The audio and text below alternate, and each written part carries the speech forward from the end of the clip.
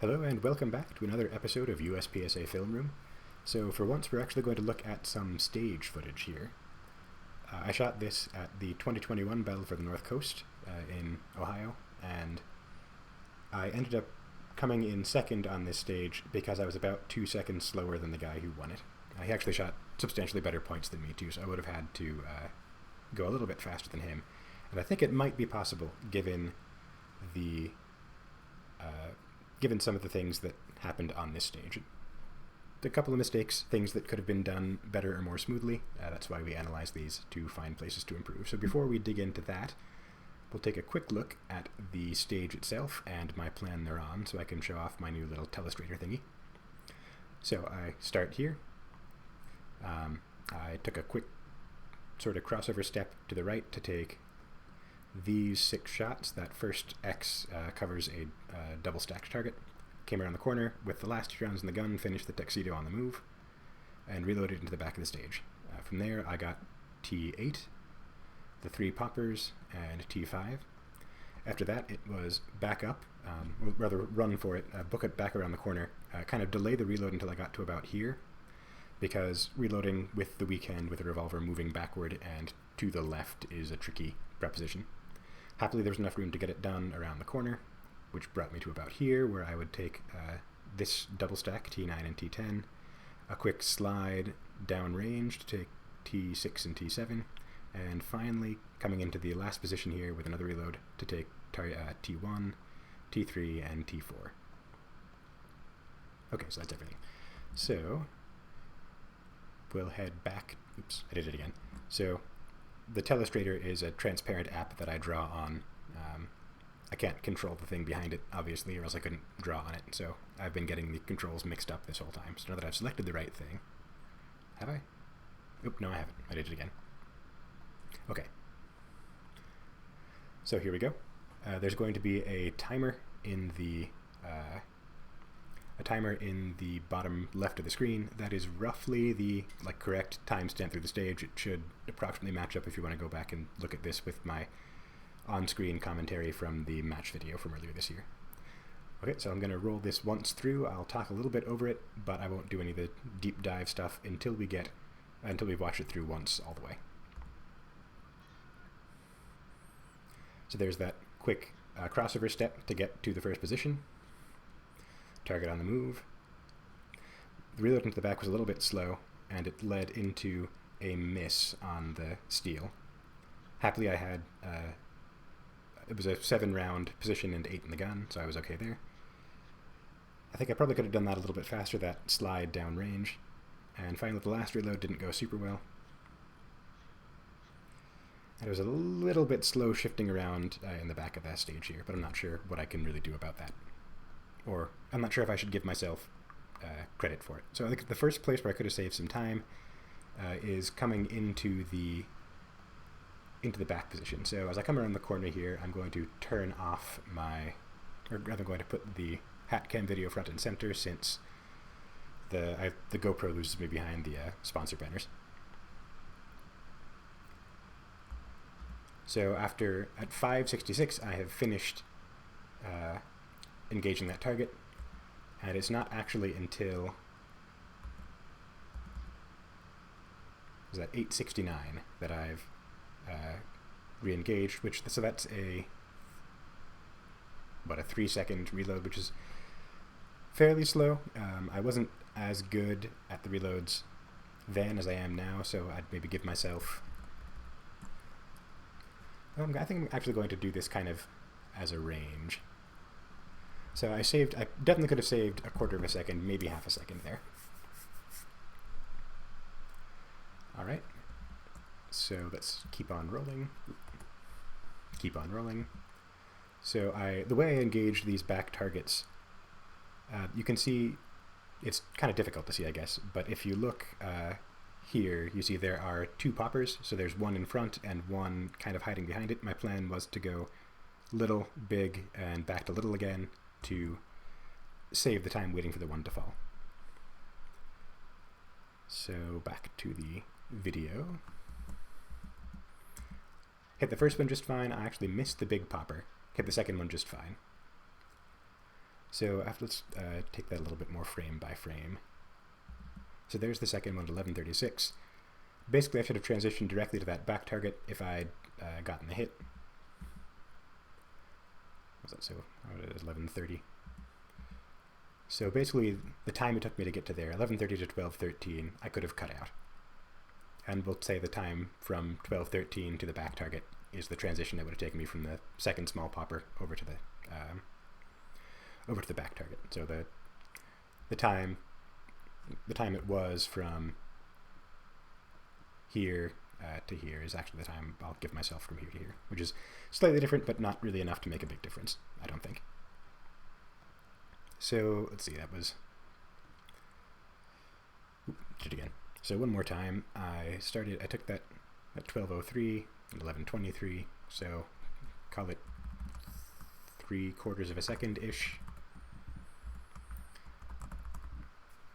So I'm already up to a second, and I think I've got a fair bit I could have made up on the back of the stage as well. So since I'm coming back around the corner now that I have finished this part of the shooting, I'll put the picture-in-picture back. And, didn't do that.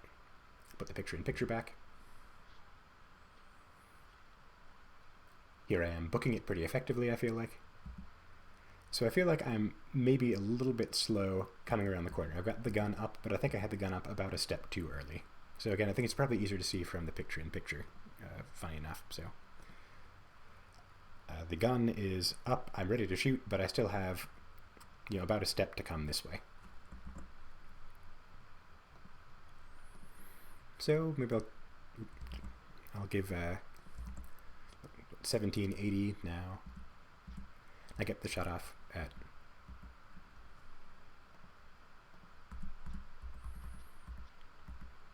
about 1810. So maybe 3/10 for the sake of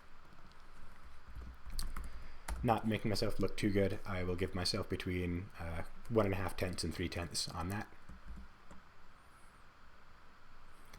I do, to my credit, I feel like do a pretty good job of shooting exactly as that target comes into view.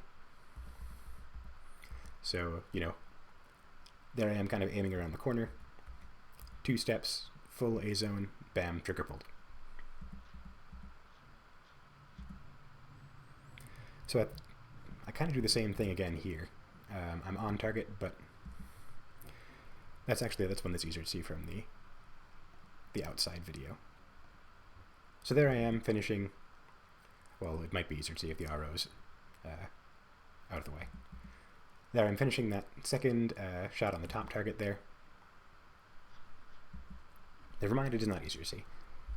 Unfortunate that I didn't get a good angle there. So one of the things I want to do next year is have one of the nice tall cameras to get the overhead perspective and save having to position so that I'm not trying to set the camera up around ROs, especially on tight bays like this. But that's a topic for a different video. So anyway, back to the hat cam, since it's maybe a little bit more illustrative. So there could have been time in there, watching it again, if I'd really pushed off. So I took that last shot at 1963, and the next one a little bit, it's only about a second between the two. That's not too bad. I'll give myself maybe 2/10 on the upper end for a serious push-off, but I'm not going to, again, I'm trying not to give myself too much credit here, especially since I was a somewhat less good shooter in August than I feel like I am now. Alright, so this last shot on the second double stack target there is at 22:13. And the next shot comes at 25:63. 22:13 to 25:63. There, so that's what, 3.5 seconds. I think there's easy, maybe top end to second in there. Minimum of half a second, I'd say, because of the fumble with the cylinder as I come up there. So So I said minimum half a second, that gives me 1.65. To a full second, 2.75. Now this, I think the RO is still in the way. Yeah. I guess you can kind of see me a little bit there. It may be possible to see what I'm trying to show off here, and I didn't look for it when we watched the video through the first time, so let's just run it and see what happens.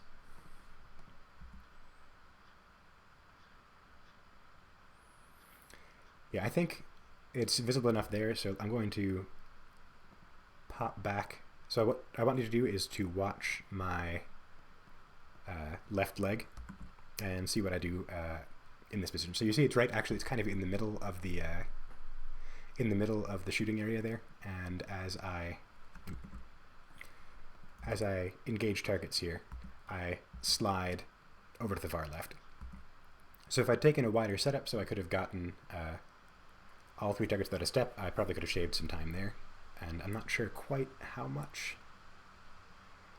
Let's zoom in a bit and see what the timestamps suggest. So 27:63, 66-ish on the center back target, and it takes me more than a second to transition to that last one.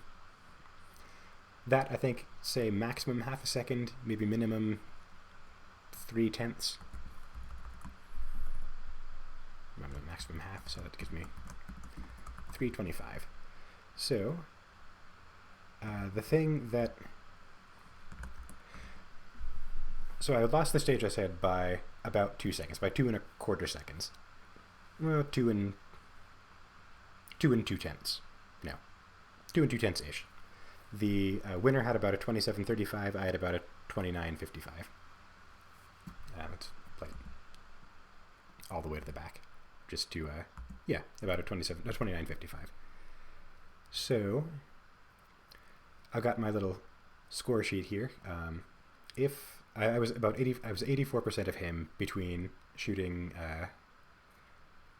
89% points to his 97% points and being a little bit slower. So with my what if mode, which you can't see on the screen, I'm just doing it in the background here. So if I take 1.95 seconds off, 29:54 minus 1.95 is 27:59. So that would have put me up to 90% of his points. Of his stage score, rather. And if I take off the full 325,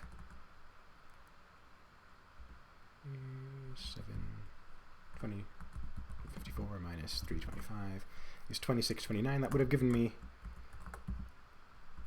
a win on the stage by about a second in terms of time, but it still would have put me at only 95% of the winner's points, or the winner's stage hit factor, because of the difference in points. So my voice is on the cusp of giving out, so I'm going to have to cut this one right about here, I think. The answer to the question I asked at the beginning, could I have won this stage if I had eliminated my time-saving errors, my time-wasting errors, is no, I couldn't. I would have needed better points. So this was an interesting episode of Film Room for you. I hope you enjoyed the telestrator thing. I had fun, and I'll see you next time.